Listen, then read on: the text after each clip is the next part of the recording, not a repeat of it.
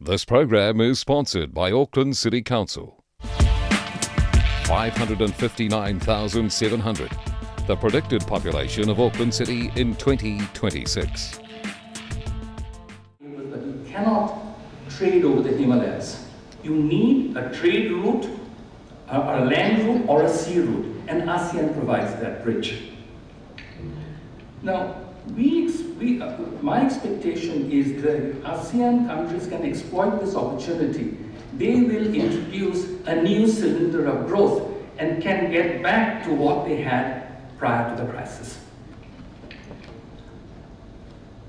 Now, in this regard, there are a few observations I would like to make. While there is much exuberance about Asia, it is very important to realize that there are two faces of Asia. We have a shimmering Asia and we have a shivering Asia. We have an Asia that is exploiting the opportunities of globalization, technological change, and competition. There is another Asia that is still in what I call darkness, an Asia that is still very poor. And while Asia has succeeded in reducing abject poverty at $1 a day from around 950 million people in 1990 to less than 600 million people today, one has to be conscious that at $2 a day, 1.6 billion Indians or 1.6 billion Asians live below the poverty line. That's point one. Point two. Today, out of a workforce of 1.7 billion people, 500 million people are unemployed or underemployed. Over the next 10 years, 250 million new people will join the workforce. Asia has the challenge of creating productive, decent employment opportunities for 750 million people over the next decade. This is a challenge that has never been successfully met at any time in the history of civilization. The other point that I would like to make, that in this process of rapid growth that we have had, whether it be India, whether it be China, whether it be ASEAN countries, there are huge disparities in income and expenditure and in access to basic public goods and services. This is what has led some of my colleagues to caution that when you talk about an Asia that is rising inexorably, one has to be conscious of the downsides of rapid growth, and which can be encapsulated in the challenge of grime, crime, and time. Crime because of environment, crime because of social inequalities, and time because of the sheer congestion that has arisen from underinvestment.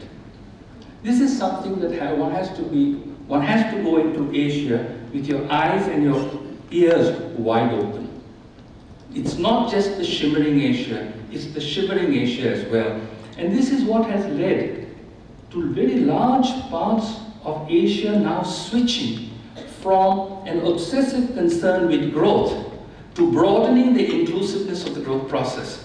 We talk about harmonization in China, we talk about in the approach to the next 5-year plan, they talk about raising growth rates and broadening the inclusiveness of growth.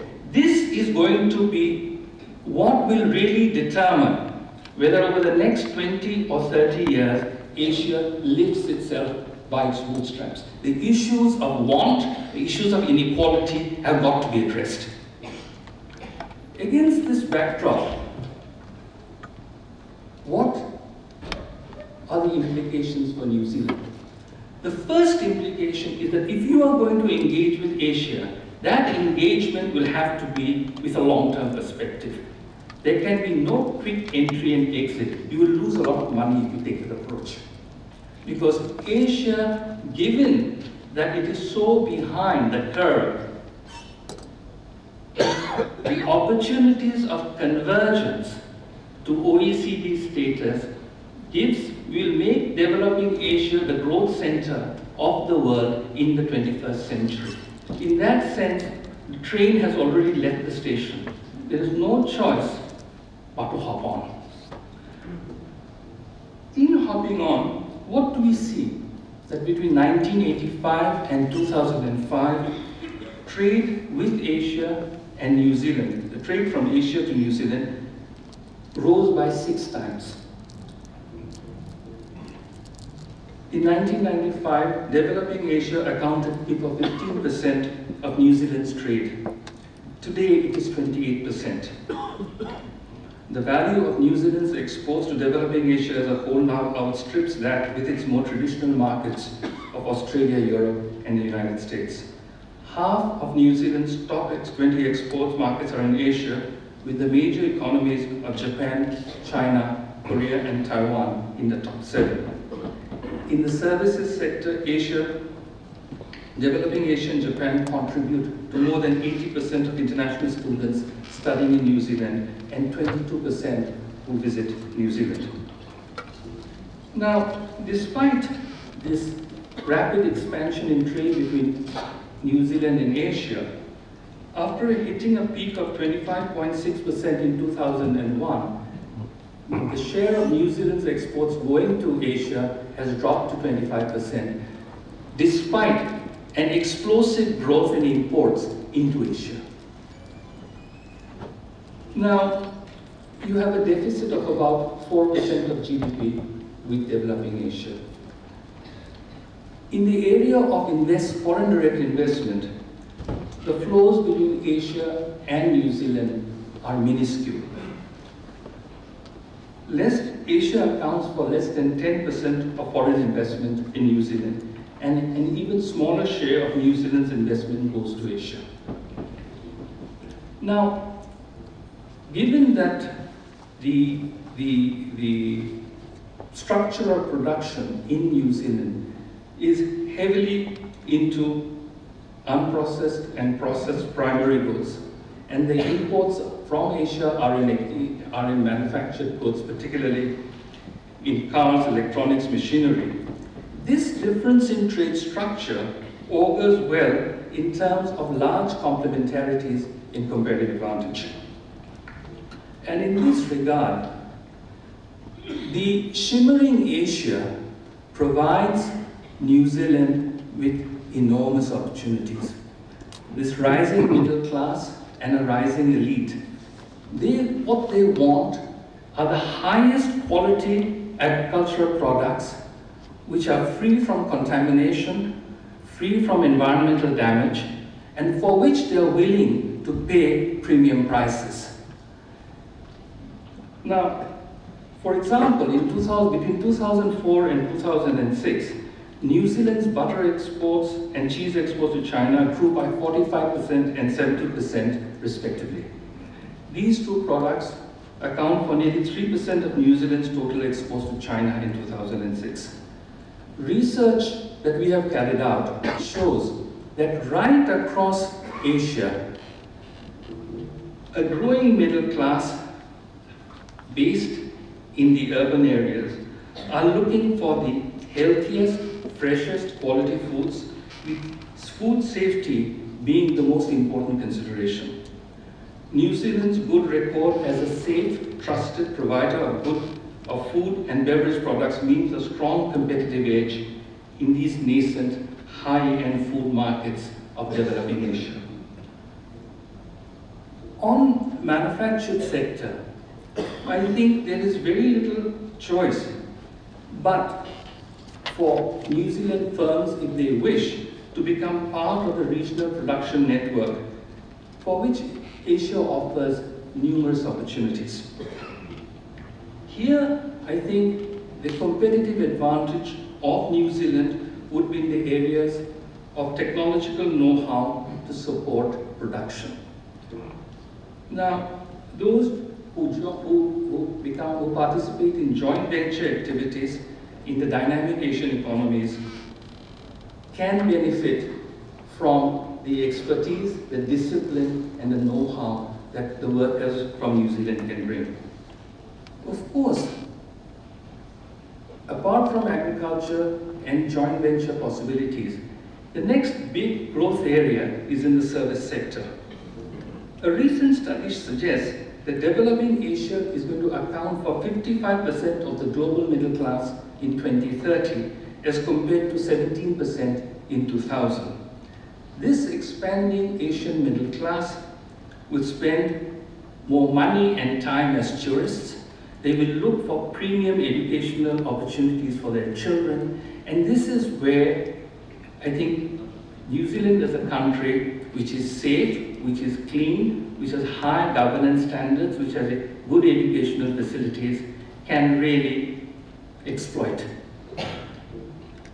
Now, in short, while the potential for trade and investment between New Zealand and Asia have not been exploited to the extent that was desired, going forward, there is much potential.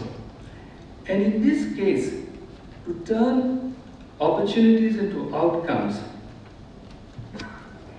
one must focus on regional integration and regional cooperation with the Asian countries.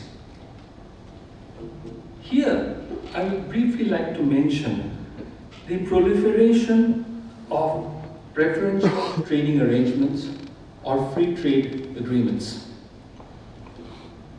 Now, New Zealand has been an active participant in regional preferential trade arrangements.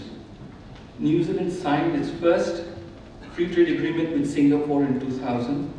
Since then, New Zealand has concluded a free trade agreement with Thailand and the Trans-Pacific Strategic Economic Partnership, establishing free trade between Brunei, Chile, and Singapore. New Zealand is also negotiating free trade agreements with China and Malaysia, and jointly with Australia, it is negotiating with ASEAN. In this regard, I think it is very important that the quality of the free trade agreements that you sign are very important. For example, agriculture and services, the two main strength sectors that I've identified for New Zealand, are often excluded as sensitive sectors in many preferential trade arrangements or free trade agreements.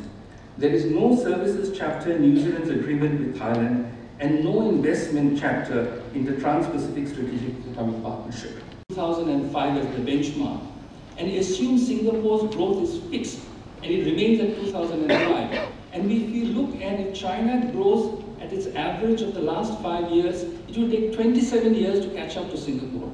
It will take India 57 years to catch up with Singapore. So we are talking about a long journey ahead. It is up to you to determine whether you want to be a party and a beneficiary of this long journey. There are no quick fixes. There will be many bumps along the way. There will be many bumps along the way because we are starting from such a low base. And when we start from such low bases, there's always fragility. But the countries have now adopted economic pragmatism. The private sector is the engine of growth and the provider of employment. And you will have many natural allies to partner with. Thank you very much.